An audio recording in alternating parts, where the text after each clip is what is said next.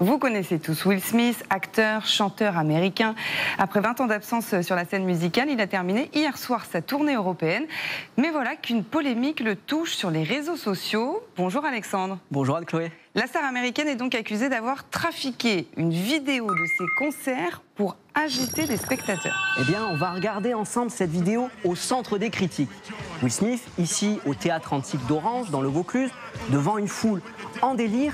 Mais quand on fait un arrêt sur image, regardez bien, des têtes monstrueuses à plusieurs endroits et même des doigts en trop. Et vous allez voir deux personnes avec une pancarte et des visages bien trop lisses pour être vrais. Will Smith devient la risée des réseaux sociaux. Beaucoup pensent qu'il a utilisé l'intelligence artificielle pour ajouter des spectateurs dans ses concerts et grossir la foule. Pourtant, ces personnes sont bien réelles.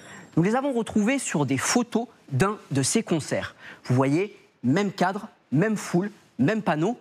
Pareil pour cet homme et cette femme. On les retrouve dans d'autres vidéos de ce concert. Will Smith n'a donc pas créé ces personnes avec l'IA. Elles étaient bien présentes dans la foule. Oui, d'accord, mais Alexandre, pourquoi on a cette impression très étrange quand on regarde cette vidéo ? Eh bien parce que les équipes de Will Smith ne sont pas exemptes de tout reproche. Elles n'ont peut-être pas menti, mais elles ont bien utilisé l'intelligence artificielle pour animer des photos.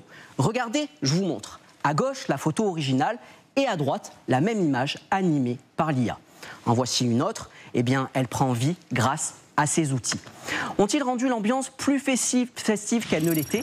Impossible de le savoir, mais le soupçon est là.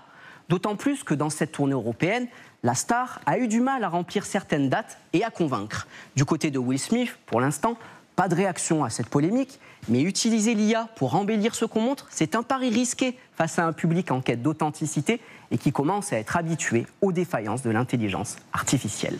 Merci beaucoup Alexandre. Alors cette question, oui, retoucher, est-ce que c'est tromper ?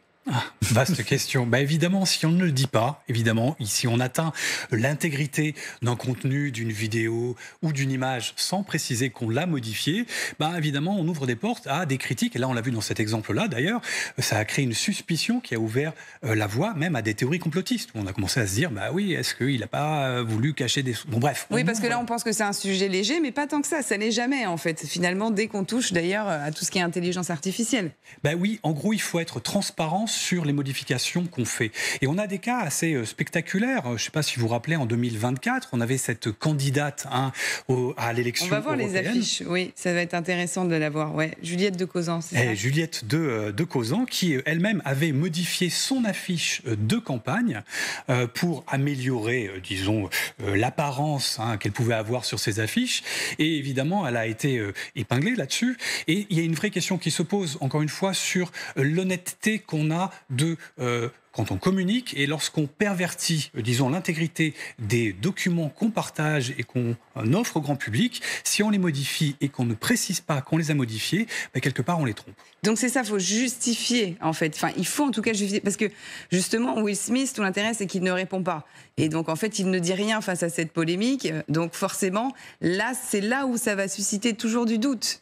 Il y a un grand problème aujourd'hui sur le fait d'assigner, d'afficher qu'il y ait une vraie signalétique claire, visible de tous lorsqu'on modifie une image ou une vidéo. C'est valable pour toutes les boîtes de com, mais aussi pour les communications, pour les prochaines échéances électorales. Sur les affiches électorales, il faut absolument qu'il y ait une transparence absolue sur les modifications qui sont faites. Encore une fois, c'est l'intégrité de ces images et c'est aussi une certaine question d'éthique. Quand on communique, il faut être honnête par rapport à ce qu'on partage en ligne et notamment lorsqu'il y a des élections, surtout quand il y a des élections. Surtout quand il y a des élections. Jordan. Oui, Tristan, c'est la question que je voulais vous poser. Certaines plateformes comme TikTok précisent lorsque les vidéos incorporent de l'intelligence artificielle. Est-ce qu'il faudrait étendre cela déjà à toutes les plateformes sociales? Et puis pourquoi pas dans la vraie vie, quand on voit une affiche dans la rue, est-ce qu'il faut légiférer de ce côté-là aussi?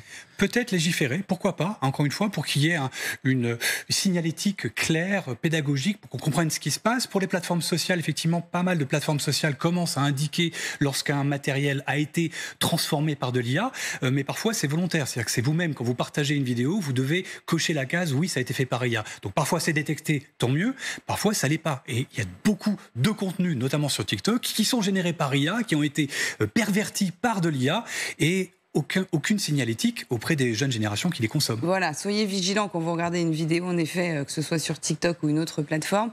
Et en effet, parfois, comme le dit Jordan, c'est vraiment signalé. Alors justement, à l'antenne, ça y est, on la voit, cette affiche, on va revenir dessus. Cette affiche, quand même, qui a énormément interpellé à l'époque. Donc, c'est la candidate, c'est la présidente du petit parti Europe Égalité Écologie. Là, c'était pour les dernières élections européennes en 2024. Elle l'avait ensuite fait pour les législatives. Et d'ailleurs, il y avait eu aussi cette image où on la voit vraiment. Voilà, donc forcément, on voit la différence. Et là, on peut se douter. Et dès que ça touche en plus à la politique, Tristan, c'est un sujet qui est extrêmement sensible. Bah là oui, aussi. d'autant que là, dans ce cas-là précisément, on ne reconnaît Voilà, on pas. voit les deux. Alors là, c'est quand même. Ben oui, on ne reconnaît pas la personne. Voilà, on ne reconnaît pas la personne. Donc, je veux dire, si après elle devait effectivement aller dans la rue ou faut faire campagne, si on la voit sur l'affiche et qu'on la voit effectivement dans la rue, on pourrait ne pas la reconnaître. Donc là, il y a quand même une atteinte à l'intégrité du message, de l'éthique, en gros, de la déontologie à minima, de la déontologie qu'on devrait avoir lorsqu'on communique et qu'on fait la communication de campagne politique. Là, ce qui est important, c'est encore une fois, on ne reconnaît pas la personne sur l'affiche et elle ne ressemble pas comme ça dans la vie réelle. Et donc forcément, là, ce qu'on se dit, c'est que peut-être certaines personnes vont pouvoir se dire on nous ment. Et le mensonge. Et ça va contribuer encore une fois, notamment sur la politique, à dire voilà, encore une fois, tous pourris, tous menteurs. Ça, c'est forcément des éléments de langage qui alimentent, on va dire, les sphères complotistes, ou en tout cas pour les personnes qui doutent aussi, parce que et pas tous complotistes quand on doute de quelque chose ou qu'on s'affirme ou on se dit tiens, là, on est en train de nous mentir.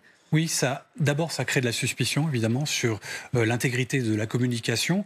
Et puis aussi, ça normalise ce type de pratique. Lorsqu'une personnalité politique, elle, commence à utiliser des IA de façon excessive, c'est un indicateur, c'est un curseur qui monte et tout le monde se dit pourquoi pas nous aussi. Donc c'est délétère dans tous les cas. Il faut vraiment qu'il y ait une honnêteté dans la communication et surtout qu'il y ait une signalétique claire lorsqu'on modifie de façon excessive l'intégrité d'un contenu visuel ou vidéo. Voilà, un message en tout cas pour tous nos politiques, mais un message aussi pour tous ceux qui nous regardent.